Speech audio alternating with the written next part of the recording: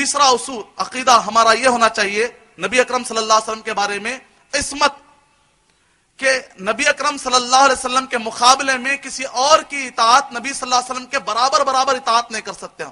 کوئی بھی امام، کوئی بھی عالم، کوئی بھی مدنی عالم، کوئی بھی مصر کا عالم اگر آ جائے، نبی صلی اللہ علیہ وسلم کے بات کے مقابلے میں اگر آ جاتی ہے، امتی کے بات کو چھوڑ دیا جائے گا، بات لی جائے گی حضرت محمد مصطفیٰ صلی اللہ علیہ وسلم. سارے اماموں کی بات ہم سونے سے تولنے کے لیے تیار ہیں، سونے سے لکھنے کے لیے تیار ہے، لیکن بات جب قبول کرنے کے آئے تو کس کی بات مانیں گے؟ حضرت محمد مصطفیٰ صلی اللہ علیہ وسلم.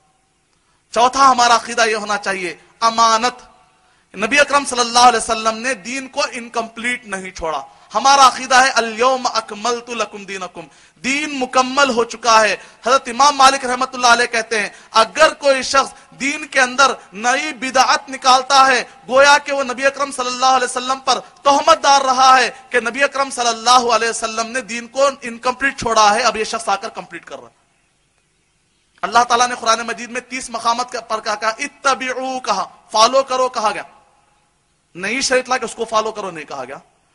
یعنی تھکانے کی ضرورت کیا ہے؟ نئی شریعت کیوں لاتے، نیا قانون لا کے کیوں تھکاتے؟ جو آلریڈی دے دیا گیا اس کو فالو کرو کہا گیا. تو ہمارے مسلمان دینی کاموں میں سوچنا انہوں نے شروع کیا اور بدعتیں کی. دنیاوی اعتبار سے وہ سوچے نہیں. اگر بدعت کرنا ہے تو دنیا کے کاموں میں کرنا چاہیے. بدعت یعنی انوینشن، نئے نئے چیزیں لانا ہے تو دنیاوی کاموں میں لائے.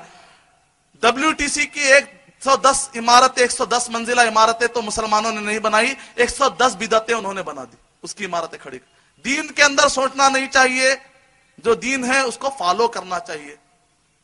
تو یہ ہے امانت کا مطلب. یہ ہے حضرت محمد مصطفیٰ صلی اللہ علیہ وسلم نے صحابہ اکرام سے کہا کیا میں نے تم کو دین پہنچا دیا؟ الا هل قد بلغت، کیا میں نے دین پہنچا دیا؟ سارے صحابہ اکرام نے کہا بلغتا وادیتا ونصحتا، نبی اکرم صاحب نے بتا دیا، آپ نے نصیحت بھی کر دی. لیکن آج کے مسلمان کہتے ہیں نہیں ابھی بدعتیں باقی، ابھی نئی نئی چیزیں نکالیں گے. اللہ تعالیٰ نے کہا دین کے جو خالص مسئلے ہیں، نماز، روزہ، زکوٰۃ، حج، اس کے اندر کسی بھی نئے چیز کی تبدیلی لانے کی اجازت نہیں ہے. سورہ شورى نمبر 42 ام لہم شرعوا لہم من الدین ما لم یأذن بہ اللہ، اللہ کے حکم کے بغیر کیا نئی شریعت لائیں گے کیا؟ البتہ دنیاوی اعتبار سے وَلَكُمْ مَا فِي الْأَرْضِ جَمِيعًا، کریلا کھائیے، پودینہ کھائیے، نئے نئے میوے کھائیے جو نبی صلی اللہ علیہ وسلم اور صحابہ کے زمانے میں نہیں تھے، گھڑیاں پہنیے، شوق سے آپ لوگ نئے نئے سوارے استعمال کیجئے. دنیاوی اعتبار سے اگر کہ وَلَكُمْ مَا فِي الْأَرْضِ جَمِيعًا، دنیاوی اعتبار سے آپ کو کھلی چھوٹ ہے. لیکن دین کا جب مسئلہ آتا ہے، خالص مسئلے، عقیدے کا مسئلہ، عبادت کا مسئلہ، عبادت کا مطلب ہے غلامی. غلامی آقا کے مطابق کریں گے یا اپنے طریقے سے کریں گے؟ غلامی اپنے طریقے سے نہیں ہوتی، پھر غلامی کہاں رہی؟ وہ یہ تو منمانی ہوئی. غلامی کا مطلب ہے کہ فالو کرنا چاہیے.